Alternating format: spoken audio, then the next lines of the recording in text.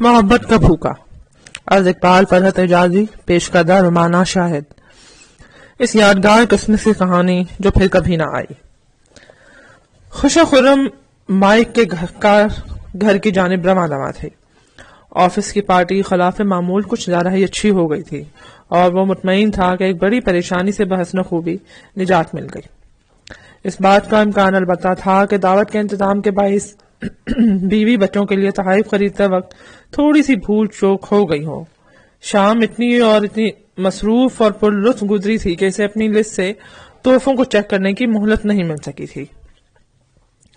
کار کی پچھلی نشست پر رنگ برنگے پھولدار کاغذوں میں لپٹے ہوئے ان تحائف کا انبار لگا تھا جو اس نے سپہر کے وقت بڑی اجلت میں خریدے تھے، اور اب وہ دل ہی دل میں سوچ رہا تھا کہ کون کون سے تحفے خریدے جا چکے ہیں۔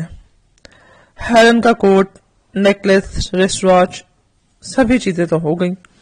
اس نے تقریباً خود کلامی کے انداز میں سوچا۔ رہے بچوں کے تحائف، کرسمس کا اصل کمال تو یہی ہے کہ 4 چیزیں خریدنے نکلو اور 10 خرید لاؤ۔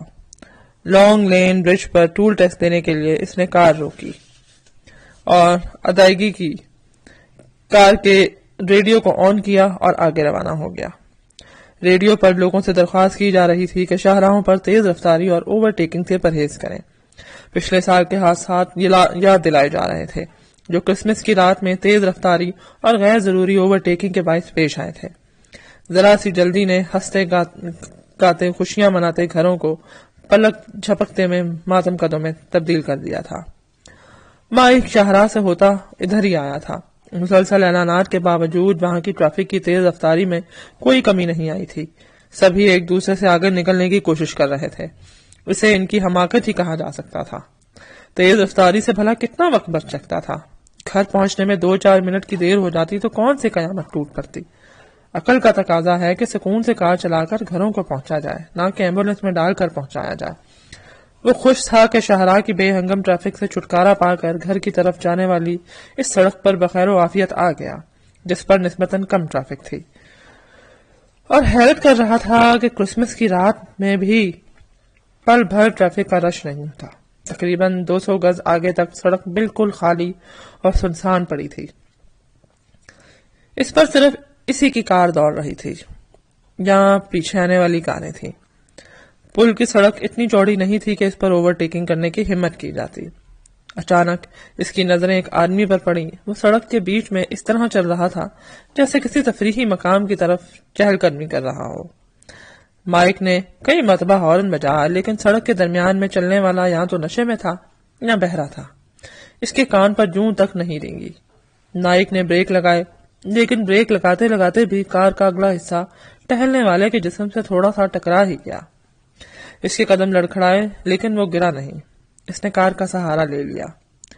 مائک غصے سے آگ بگولا ہو کر کار سے باہر نکلا۔ پاگل ہو گئے ہو، اس نے چیختے ہوئے کہا۔ نشے میں مدہوش ہو کر اپنے آپ کو کار کے نیچے کچلوانے کا اتنا ہی شوق ہے تو کسی شاہراہ پر جاؤ، تمہاری آرزو پوری ہو جائے گی۔ میں نشے میں نہیں ہوں جناب، اس آدمی نے بے نیازی سے جواب دیا۔ پورے ہوش و حواس میں ہوں۔ کار کے عقب میں کئی کاریں رک گئیں اور انہوں نے ہارن دینا شروع کر دیے۔ مائک کا دل چاہا کہ جتنی گالیاں یاد ہیں وہ سجنبی کو دے ڈالے، مگر فوراً اسے کرسمس کا خیال آ گیا۔ کرسمس کی مبارک ساعتوں کا تقاضا تھا کہ خود پر قابو پایا جائے اور دوسروں سے چاہے وہ دشمن ہی کیوں نہ ہو خوش اخلاقی سے پیش آیا جائے۔ میرے بھائی، اس نے سنبھل کر کہا، تمہیں نہیں معلوم کہ پل کی تنگ سڑک پر اس طرح چلنا خودکشی کے مترادف ہے؟ یہی نہیں، تمہاری یہ حرکت خلاف قانون بھی ہے۔ پولیس کی گاڑی ادھر سے گزری تو تمہیں فوراً گرفتار کر کے لے جائے گی۔ عقب کی کاریں ہارن بجا بجا کر بری طرح شور مچانے لگی۔ میری کار میں بیٹھ جاؤ، مائک نے کہا، میں تمہیں پل پار کرا دوں گا، بلکہ اس سے بھی آگے چوراہے تک لے چلوں گا، پھر تمہیں اتار کر اپنے گھر کی طرف مڑوں گا۔ ٹھیک ہے جناب، اجنبی نے کہا اور دروازہ کھول کر مسکراتا ہوا اگلی نشست پر بیٹھ گیا۔ مائک کو اجنبی کی بے تکلفی پر شبہ سا ہونے لگا۔ تمہارا مقصد کیا ہے؟ اس نے آنکھیں نکال کر پوچھا۔ مجھے لوٹنا چاہتے ہو؟ کرسمس کی رات کا ہر شخص احترام کرتا ہے۔ چوروں اور ڈاکوؤں کے نزدیک بھی یہ بہت تہذیب الاخلاق کے منافی سمجھی جاتی ہے۔ پچھلی کاروں میں کئی لوگ نیچے اتر آئے اور مائک کی طرف بڑھے. وہ مجبور ہو گیا کہ کار کو آگے بڑھائے. میں لٹیرا نہیں ہوں، اجنبی نے کہا. پھر پل کی تنگ سڑک پر اس طرح چہل قدمی کرنے کا مقصد کیا تھا؟ میں محبت کا بھوکا ہوں جناب، تھوڑی سی توجہ چاہتا ہوں. وہ معصومیت سے بولا. کیا تم مجھ سے ناراض ہو؟ مائک میں مزید قوت برداشت نہیں تھی. پل سے نکل کر وہ کسی مناسب موڑ مڑ جانا چاہتا تھا. بہتر ہوگا کہ تمہیں کسی قریبی ہسپتال ہی پہنچا دیا جائے، اس نے کہا. تم کار کے نیچے آ کر کچلے جانے سے بال بال بچے ہو. تمہیں مکمل طور پر طبی معائنے کی ضرورت ہے. ارے نہیں، اجنبی ہنسنے لگا. میں بالکل بھلا چنگا ہوں. یقین کرو مجھے کوئی شکایت نہیں ہے، کوئی دماغی عارضہ نہیں ہے، بلکہ ایک طرح سے دیکھا جائے تو میں تمہارا ممنون ہوں کہ تم نے اپنی کار سے مجھے ٹکر لگائی. ممنون ہوں؟ مائک نے تلخ لہجے میں کہا. آخر تمہیں شکایت کیا ہے؟ دیکھو میں بہت زیادہ صبر و تحمل سے کام لے رہا ہوں، اور اس کی اصل وجہ یہ ہے کہ میں کرسمس کے تقدس کو برقرار رکھنا چاہتا ہوں. لیکن تمہاری باتیں میری سمجھ سے باہر ہیں. کیا تم پاگل ہو اور پاگل خانے سے نکل بھاگے ہو؟ تمہیں علم ہے کہ تم کون ہو؟ اجنبی مسکرایا. بے شک مجھے علم ہے کہ میں کون ہوں. دراصل تم نے مجھے اتنا موقع بھی نہیں دیا کہ میں اپنے آپ کو تم سے متعارف کرواتا. میرا نام ہیگنز ہے، A.H. ہیگنز. تم سے مل کر خوشی ہوئی. مائک نے بے خیالی میں رسمی جملہ ادا کیا. مجھے مائیکل ہیرس کہتے ہیں. اور اب میں اپنے جملے کو درست کرنا چاہتا ہوں. حقیقت یہ ہے کہ تم سے مل کر مجھے کوئی خوشی نہیں ہوئی. اب یہ بھی بتا دو کہ تم سڑک پر کیا کرتے پھر رہے تھے اور اچانک اس کے درمیان میں کس طرح پہنچ گئے ہو؟ ٹیکسی کے ذریعے، اس نے ہنس کر کہا. میں نے ٹیکسی ڈرائیور سے کہا کہ وہ مجھے بیچ سڑک پر اتار دے. اسے تعجب ہوا، لیکن میں نے اسے بہانہ بناتے ہوئے بتایا کہ میرا ایک دوست پیچھے آ رہا ہے. اس طرح اتر کر میں نے پل پر ٹہلنا شروع کر دیا. لیکن کیوں؟ کیا تم خودکشی کرنا چاہتے ہو؟ نہیں جناب، ابھی بتا چکا ہوں، میں توجہ حاصل کرنا چاہتا تھا. جتنی توجہ تمہیں اس وقت مل رہی ہے اس سے کہیں زیادہ کسی اور کی کار کے نیچے آ کر حاصل کر لیتے. نائک نے کہا. شکر کرو کہ میں محتاط ڈرائیور ہوں. 25-30 میل کی رفتار سے کبھی تجاوز نہیں کرتا. کوئی دوسرا شخص 60 کی رفتار سے آ رہا ہوتا تو تمہاری ہڈی پسلی ایک ہو جاتی. کیا تمہیں اس بات کا احساس ہے؟ ہے، وہ بولا. شاید میں بھی یہی چاہتا تھا کہ میرے گرد لوگوں کی بھیڑ جمع ہو اور سب میری طرف متوجہ ہوں. توجہ حاصل کرنے کے لیے موت کے منہ میں جانا بالکل انوکھی بات ہے، نائک نے کہا. آخر تم دوسروں کی توجہ کے لیے اتنے بے چین کیوں ہو؟ کہہ تو چکا ہوں، میں محبت کا بھوکا ہوں. جواب ملا. آج تک کسی نے مجھے کوئی توجہ نہیں دی. کیا مطلب؟ مطلب صاف ظاہر ہے، میں توجہ کا طلبگار ہوں، وہ بولا. مجھے تو اس بات کا خیال تک نہیں تھا کہ لیکن ڈاکٹر نے بتایا کہ مجھ میں کیا کمی ہے. ڈاکٹر نے بتایا؟ اس سے تو پتا چلتا ہے کہ تم بیمار ہو. نہیں، ایسا بیمار نہیں ہوں جیسا تم سمجھ رہے ہو. کبھی کبھی میں اپنے آپ کو بے انتہا تھکا ہوا اور بے چین سا محسوس کرنے لگتا ہوں. کم و بیش دوسروں پر بھی ایسی کیفیت طاری ہوتی رہتی ہے، اس لیے مجھے کوئی خاص پریشانی نہیں تھی. ڈاکٹر نے معائنہ کر کے بتایا کہ میرا دل کمزور ہو گیا ہے، بہت زیادہ کام اور بہت کم آرام کی وجہ سے. تقریباً یہی الفاظ ڈاکٹر نے بھی ادا کیے تھے، بس اتنا فرق تھا کہ اس نے بہت کم آرام کے بجائے بہت کم محبت کہا تھا اور مشورہ دیا تھا کہ میں ملٹی وائٹامن استعمال کرنے کے ساتھ کسی کی محبت بھری توجہ بھی حاصل کروں. کچھ فائدہ ہوا؟ دل کے درد میں کوئی کمی نہیں ہوئی. ملٹی وائٹامن کی گولیاں تو خوب استعمال کی، لیکن محبت بھری توجہ آج تک حاصل نہیں ہوئی. پھر میں نے سوچا کہ اس مرتبہ کرسمس کے موقع پر اپنے آپ کو کسی کی بھرپور توجہ کا حقدار ضرور بناؤں گا، اور اسی لیے تم نے میری کار کے نیچے آنے کی کوشش کی تھی. ہیگنز کے تاسف سے سر ہلا دیا. مگر اس کوشش میں مکمل طور پر کامیاب نہیں ہو سکا، کیونکہ جتنی توجہ کی توقع تھی تم نے اتنی توجہ نہیں دی. دے بھی نہیں سکتا. تم نے حرکت ہی ایسی کی تھی کہ مجھے غصہ آ گیا تھا. پھر یہ سوچ کر کے کہ کرسمس کی رات ہے اور میں بیوی بچوں کے پاس کرسمس کی خوشی میں شریک ہونے کے لیے اپنے گھر جا رہا ہوں، میں نے تمہیں معاف کر دیا تھا. جب تم گھر پہنچو گے تمہیں بیوی بچوں کی بے پناہ توجہ حاصل ہوگی. یقیناً. مائک ہنس پڑا. خاص طور پر ان کے لیے ان کے تحائف کار کے پچھلے حصے میں رکھے ہیں. کاش میں بھی قسمت کا کوئی تحفہ دے سکتا۔ تمہارے پاس تحفہ خریدنے کے لیے رقم نہیں ہے؟ رقم تو ہے، اچھی خاصی بڑی رقم ہے، مگر کوئی ایسا شخص نہیں ہے جس کے لیے تحفہ خریدا جا سکے۔ ہیگنز کے چہرے پر دکھ بھری مسکراہٹ دوڑ آئی۔ چوراہا آ گیا تھا۔ مائک نے کار کی رفتار کو ہلکا کر کے کہا، باتوں میں خیال ہی نہیں رہا اور میں تمہیں لیے ہوئے یہاں تک پہنچ گیا۔ تمہیں پیچھے تو نہیں اترنا تھا؟ کہاں رہتے ہو؟ مین ہٹن میں، اس نے جواب دیا، لیکن مجھے کوئی جلدی نہیں ہے۔ ہر آدھے گھنٹے بعد وہاں جانے کے لیے ٹرین چلتی ہے۔ جب چاہوں گا چلا جاؤں گا۔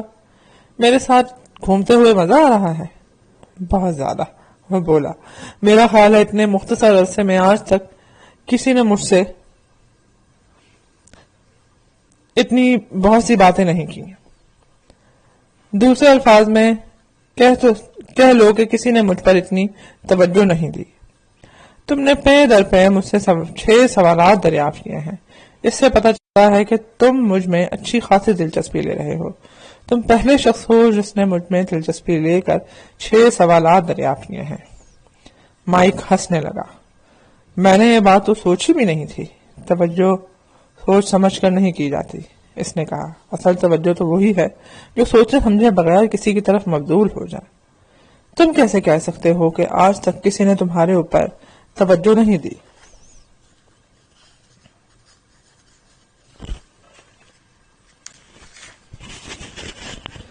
میں ابھی تجزیہ کر کے بتاتا ہوں۔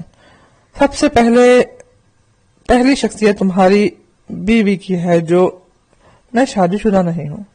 ایک لمحے کے لیے مائک دنگ سا ہو کر رہ گیا۔ ہیگنس اچھا خاصا خوبصورت اور قبول شخص آدمی تھا۔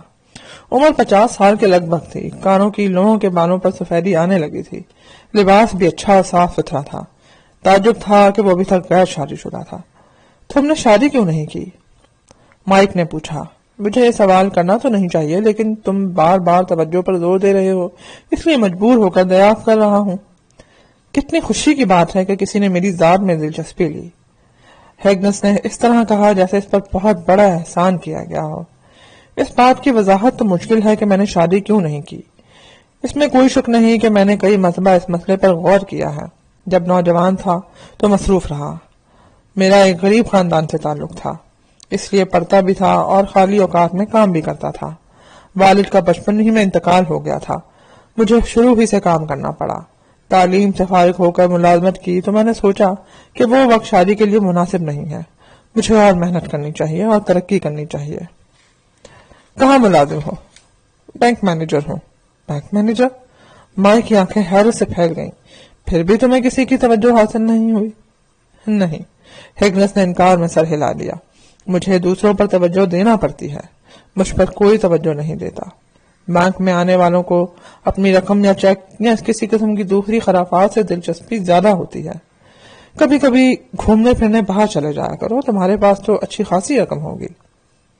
اچھی خاصی سے بھی زیادہ ہے، تنخواہ بھی بہت اچھی ہے، لیکن کبھی سمجھ ہی نہیں آیا کہ رقم کو کہاں اور کس طرح خرچ کروں۔ رقم خرچ کرنے کے ہزاروں طریقے ہیں۔ نائک معنی خیز انداز میں ہنسا۔ جانتا ہوں، وہ بولا، لیکن مصیبت یہ ہے کہ میں شرمیلا واقع ہوا ہوں۔ عورتوں سے دوستی نہیں کر پاتا، ان کے سامنے میری زبان بند ہو جاتی ہے۔ پوری دنیا میں ایک عورت بھی ایسی نہیں جس سے میری واقفیت ہو۔ باپ کی موت کے چند سال بعد میری ماں بھی میرا ساتھ چھوڑ گئی تھی۔ بس وہ واحد عورت تھی جو میری بات سن اور سمجھ سکتی تھی۔ تمہارے بینک میں بھی تو عورتیں ہوں گی؟ ہاں، لیکن میں ایسا شخص نہیں ہوں جو کسی کو تفریح کرا سکے۔ ہمیشہ اپنے ہی خول میں بند رہتا ہوں، اور پارٹیوں میں عموماً ایسے لوگوں کو زیادہ مدعو کیا جاتا ہے جو چرب زبان ہوتے ہوں، بات بات پر دلچسپ لطیفے سناتے ہوں، عورتوں کو محظوظ کرنا جانتے ہوں، یا انہیں مختلف انداز میں کاکٹیل بنانے کا فن آتا ہو۔ مجھ میں ان میں سے ایک خوبی بھی نہیں ہے۔ اس کا یہ مطلب نہیں کہ مجھے پارٹیوں میں بالکل مدعو نہیں کیا جاتا۔ سال میں 1-2 مرتبہ کوئی نہ کوئی ایسی معاملات یا کوئی ادارہ ایسا ہوتا ہے جو مجھے دعوت دینے کی غلطی کر بیٹھتا ہے۔ میں وہاں جا کر خود بھی بور ہوتا ہوں اور دوسروں کو بھی بور کرتا ہوں. تو بھی بتاؤ ایسے شخص کو بار بار دعوت کون ناپسند کرے گا؟ مائک نے اپنے سر کو اخبار میں جنبش دی. اس کے لیے ہگنس کی دنیا بالکل نئی اور انوکھی تھی. وہ کبھی تنہا نہیں رہا تھا. بچپن ہی سے مل جل کر رہنے کا عادی تھا. اس کے 6 بھائی بہن تھے. پارٹیوں میں جانتا تھا. بہنوں کی سہیلیوں سے فلرٹ کرتا تھا. بھائیوں کی گرل فرینڈز کو اپنی جانب مائل کر لیتا تھا. والدین کے گھر میں اور شادی کے بعد اپنے گھر میں اس نے ایسی زندگی گزاری تھی جس میں محبت ہی محبت اور توجہ ہی توجہ تھی. اگر کوئی دوسرا شخص اس سے ہیگنس کی مرحومی کا ذکر کرتا تو شاید اسے کبھی یقین نہ آتا کہ دنیا میں ایک ایسا انسان بھی پایا جاتا ہے جو اپنی تنہائی سے اکتا کر تھوڑی سی توجہ حاصل کرنے کے لیے پل کی تنگ سڑکوں کے درمیان چہل قدمی کرنے لگتا ہے. ایسے خیالات میں ڈوبا دیکھ کر ہیگنس نے کہا، دیکھا جناب، اب میں نے تمہیں بھی بور کرنا شروع کر دیا ہے. نہیں، میں بور تو نہیں ہو رہا، مائک نے ہنس کر جواب دیا. دراصل کچھ سوچنے لگا تھا. تمہارا پورا کیا نام ہے؟ میرا مطلب ہے اسے ایچ سے کیا مراد ہے؟ چھوڑیے جناب، بس یوں ہی بکواس سا نام بنتا ہے. تمہاری ماں نے جو نام دیا ہے میرے خیال میں اسے بکواس کہنا ٹھیک نہیں ہے. تم مجھ پر مہربان ہو اور اپنی توجہ سے نوازا ہے، اس لیے ہو سکتا ہے میرا پورا نام سن کر تمہیں ہنسی نہ آئے. اسے سیڈل ہربرٹ اور ایچ سے ہیوگو. خود ہی سوچ لو، وہ شخص جس کا نام ایڈل ہربرٹ ہوگو ہیریسس ہو لوگوں کی محبت اور توجہ کیسے حاصل کر سکتا ہے؟ واقعی بڑا عجیب و غریب نام تھا. مائک نے خود کو ایڈل ہربرٹ ہیوگومس ہو لوگوں کی محبت اور توجہ کیسے حاصل کر سکتا ہے؟ واقعی بڑا عجیب و غریب نام تھا. میرا گھر قریب آ رہا ہے، اس نے موضوع بدلتے ہوئے کہا، اور میں سمجھتا ہوں کہ آج رات کے لیے تم کہیں مدعو نہیں ہو. نہیں، ہیگنس نے مغموم ہو کر انکار میں سر ہلا دیا. کیا تم کرسمس کی رات ہم لوگوں کے ساتھ گزارنا پسند کرو گے؟ خوشی سے اس کا چہرہ کھل اٹھا. ہاں، کیوں نہیں. پھر اگلے ہی لمحے وہ اداس ہو گیا.